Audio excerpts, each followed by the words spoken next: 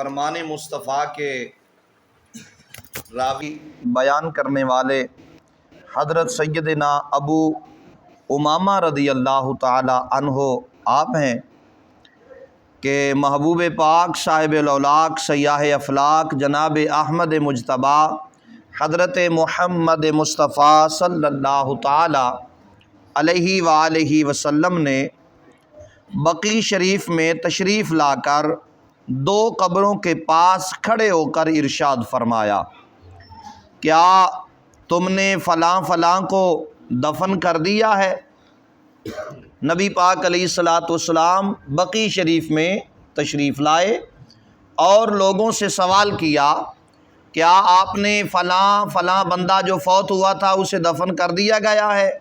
تو عرض کی گئی، جی یا سیدی یا رسول اللہ انہیں دفنا دیا گیا ہے۔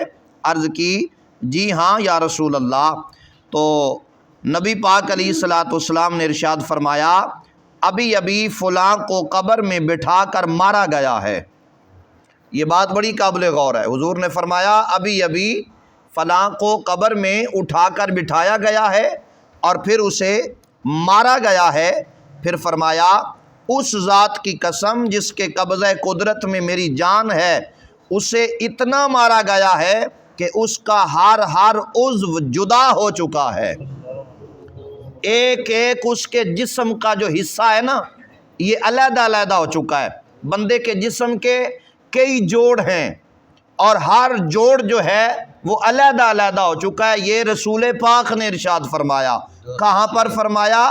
جنت البقیع شریف میں کھڑے ہو کر قبرستان کے اندر ایک بندے کے کم و بیش 200 حصے، 200 جوڑ، 206 جوڑ ہیں، تو ہر عضو جو ہے یہ علیحدہ علیحدہ ہو چکا ہے۔ یہ میرے پاک رسول نے فرمایا اور ساتھ ارشاد فرمایا، اس کی قبر میں آگ بھڑکا دی گئی ہے۔ اس کی قبر میں آگ بھڑکا دی گئی ہے، آگ جلا دی گئی ہے، اس کی قبر کو آگ سے بھر دیا گیا ہے، اس کی آگ کو قبر جو اس کی ہے آگ کے ساتھ بھر دی گئی ہے، اور اس نے ایسی چیخ ماری ہے کہ سوائے جن و انس کے باقی تمام مخلوق نے اس کی چیخ کو سنا ہے۔ اور اگر تمہارے دلوں میں فساد نہ ہوتا اور تم زیادہ باتیں نہ کرتے تو تم بھی وہ اس کی چیخ سن لیتے جو اس نے قبر کے اندر چیخ ماری ہے۔ اور میرے رسول پاک صلی اللہ تعالی علیہ وآلہ وسلم نے فرمایا، اب دوسرے کو بھی مارا جا رہا ہے۔ ایک کے متعلق فرمایا کہ اسے مارا گیا ہے، اٹھا کر بٹھایا گیا ہے، بٹھانے کے بعد اسے مارا گیا ہے، اور دوسرے کے متعلق فرمایا کہ اب اسے مارا جا رہا ہے۔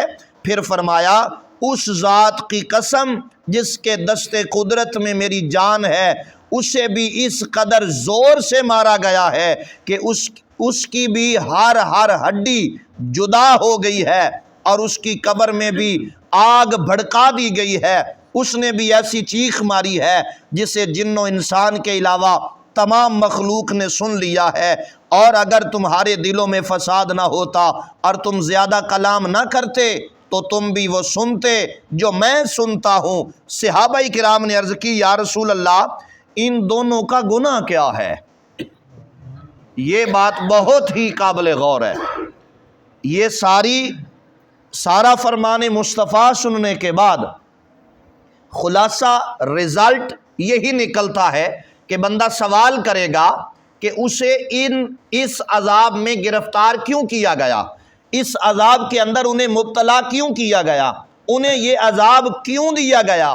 تو آئیے سنیے، نبی پاک علیہ الصلاۃ والسلام نے ارشاد فرمایا، ان میں سے پہلا جو بندہ ہے وہ پیشاب سے بچتا نہیں تھا، پیشاب کے چھینٹوں سے نہیں بچتا تھا، خیال نہیں کرتا تھا، جب پیشاب کرنے لگتا تھا تو پیشاب کے چھینٹے جو ہیں وہ اس کے جسم پر اور کپڑوں پر پڑ جاتے تھے، اس نے کبھی اس کا خیال ہی نہیں کیا تھا۔ اور دوسرا بندہ سنیے گا، اور پھر ہم نے اپنے اندر سے یہ سوال کرنا ہے کہ کہیں یہ بات میرے اندر تو نہیں پائی جاتی۔ پہلا حکم حضور نے فرمایا کہ جو پہلا عذاب ہو رہا ہے وہ اس وجہ سے ہو رہا ہے کہ وہ بندہ پیشاب کے چھینٹوں سے نہیں بچتا تھا اور دوسرا لوگوں کا گوشت کھاتا تھا۔ دوسرا بندہ لوگوں کا گوشت کھاتا تھا۔ اب گوشت کھانے سے مراد کیا ہے؟ غیبت کرتا تھا، چغل خوری کرتا تھا، ادھر کی بات ادھر پہنچاتا تھا، ادھر کی بات ادھر پہنچاتا تھا، اور دونوں کو لڑایا کرتا تھا، پھر چغل خوری کیا کرتا، غیبت کیا کرتا۔ نبی پاک علیہ الصلوۃ والسلام نے ارشاد فرمایا قبر کے اندر اسے صرف اس لیے عذاب ہو رہا ہے کہ وہ لوگوں کا گوشت کھایا کرتا تھا۔ تو محترم حضرات، یہ بات ہمارے لیے کتنی ضروری ہے، کتنی اہم ہے۔ ہاں، تو محترم حضرات، اس لیے ہم سب پر یہ ضروری ہے کہ ہم اپنے اندر کہ مفتی سے اپنے اندر سے یہ پوچھیں۔ ہمارے اندر ایک بہت بڑا مفتی موجود ہے، ہم نے تو کبھی اسے جگایا ہی نہیں، کبھی اس سے سوال نہیں کیا، کبھی اس سے پوچھا نہیں ہے، وگرنہ یہ بہت کچھ بتانے کو تیار ہے اگر ہم پوچھنے والے بن جائیں۔ تو میرے آقا علیہ الصلوۃ والسلام کے غلاموں، نبی پاک علیہ الصلوۃ والسلام نے ارشاد فرمایا کہ ایک وہ ہے جو پیشاب کے چینٹوں سے نہیں بچتا، دوسرا لوگوں کا گوشت، اور ایک حدیث میں بھائی کا گوشت یعنی غیبت کرتا ہے۔ تو غیبت کو اتنا بڑا تمغہ نہیں ہے جسے ہم بہت زور دے کر کرتے ہیں، اس لیے اس لعنت سے ہمیں بچنا چاہیے۔ غیبت ایک بہت بڑی لعنت ہے، غیبت خود ایک بہت بڑی لعنت ہے، اور جو اس پہ عمل کر رہا ہے پھر وہ کیا ہے، یہ ہم نے خود فیصلہ کرنا ہے۔ اس لیے آئیے اس مصیبت سے جان چھڑائیے اور اس پریشانی سے باہر آئیے، خود بھی اپنے آپ کو صاحب ایمان بنائیے، نہ دوسروں کو تنگ کیجیے نہ خود تنگ ہو، نہ دوسروں کو پریشان کریں نہ خود پریشان ہو۔ وہ ایک کہاوت ہے، بندہ گڑھا کسی کے لیے کھودے تو اس میں خود گرتا ہے۔ اس لیے اگر آپ کسی کی غیبت کر رہے ہیں تو کیا آپ کا کیا خیال ہے کہ آپ کے لیے قرآن کی آیتیں اتریں گی؟